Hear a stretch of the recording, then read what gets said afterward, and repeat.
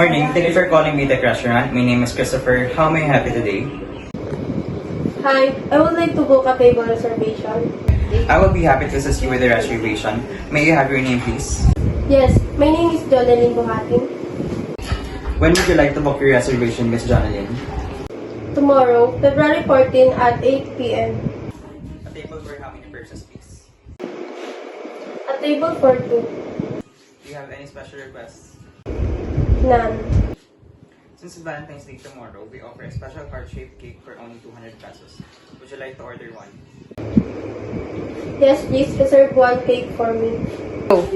May you have your contact number, please? 0922-111-2222. How would you like to settle your bill tomorrow, ma'am? Are you going to use check, card, or cash? I will pay in cash. Alright, ma'am. Let me just verify if you got all the information correctly, ma'am. I reserved a table for two, February 14 at 10 in the evening. I also reserved one heart-shaped cake that cost 200 pesos. This reservation will be under your name, Ms. Jonalyn Buhatin.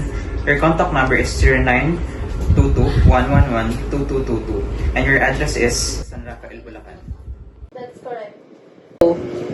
That will be all, thanks. Thank you for having business with us. Have a nice day.